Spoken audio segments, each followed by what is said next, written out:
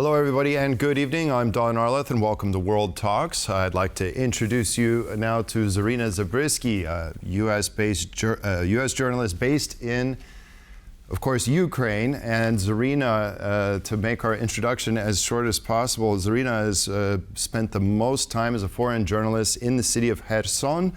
And Zarina has also brought the eyes of the world to the human safari. That's Russian soldiers training and hunting civilians in Kherson. Zarina Zabrisky, thank you very much for joining us today in the studio. Thank you, Don. Thank you, TVP World. Yes, this was an unexpected twist. We, of course, know that small drones were used for about a decade in military operations. But this is the first time that we found out that in Ukraine, specifically in the Kherson region, Dnipropetrovsk Oblast, in the city of Nikopol, and also Sumy region and Kharkiv region, Donbass, areas close to the front line, the Russians have been using small drones to chase, hunt, and kill civilians, which, of course, is a war crime. They also use them for dropping explosives, dropping incendiary mines, mixtures, anti-personnel mines, and hazardous objects, and even propaganda materials. And we will talk about this today. So getting a video of such an occasion might become your last video, as you can understand, but I was lucky enough to obtain a rare CCTV video. Let's watch it. I left the house, walked about 30 meters and heard the sound of drone. I looked up, saw a drone, but it turned out that it was flying the other direction. I hid by my neighbor's fence, but it saw me and started moving towards me quickly. I started to run. I got lucky. I ran away. Where did you run? Across the street to a big building. Did you hide there? I hid there. And it turned around, returned to where I was hiding, and blew up there. It thought maybe someone else was hiding there. How long did it take? You know, by all the international conventions and international law, Geneva Convention, Rome Statute, such an attack constitutes a war crime, deliberate attack on civilians and non-combatants. Yet, in 2024, in the Kherson region only, and that's not the only area targeted by the small drones in such manner, Russian drones killed 76 civilians and injured 796 adults and 11 children, mostly in August, December. And in that period, Dawn, there were 12,000 approximately attacks of small drones on the residential areas. And just in January of this year, in 27 days, there were already 13 civilians killed and 118 injured, with 2,300 attacks. And not only it's a war crime, Russians do post a very sadistic, I should say, videos on their Telegram channels, adding an unusual move, jolly tunes. Let's take a look.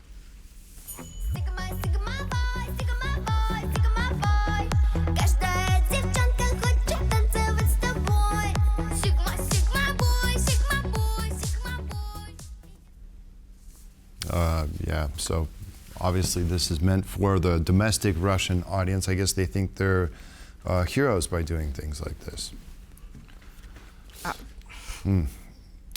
So what kind of drones are the Russians currently employing? I mean, I remember at the time in the war where it was the Ukrainians that were the main innovators and users of the drones, but the Russians have by now caught up. So what kind of drones are you seeing being used?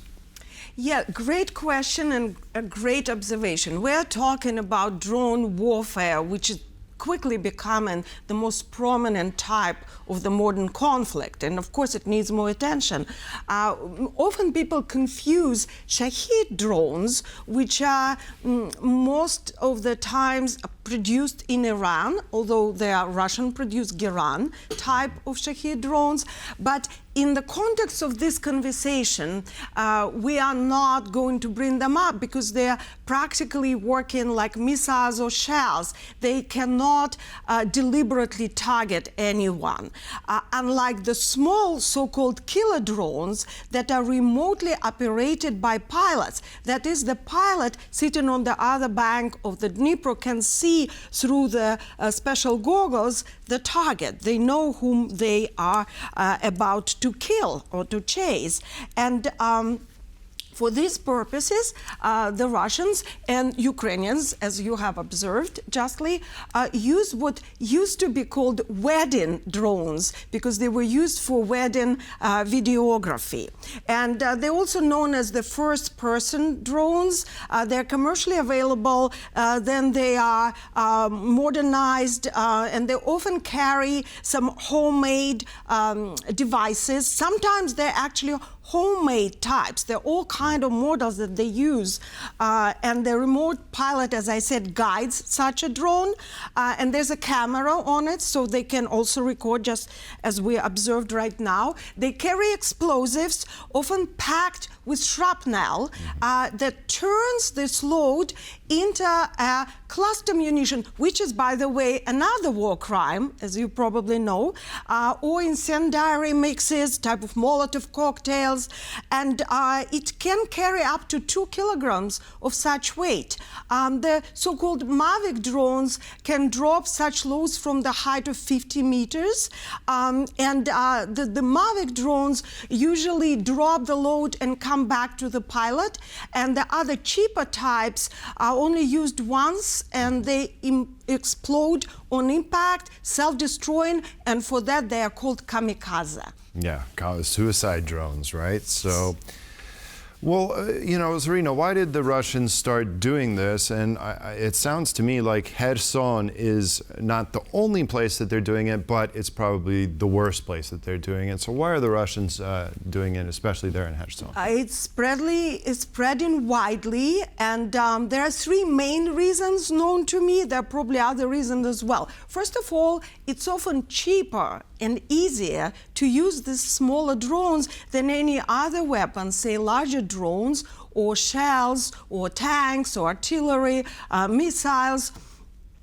Also, there could be strategic advantages. Say in the Kherson region, Russian military occupy the higher bank of the Dnipro River, so, I'm sorry, the lower one. So it's harder for them to target the higher bank, which is Ukrainian controlled. And it's easier to use the drones.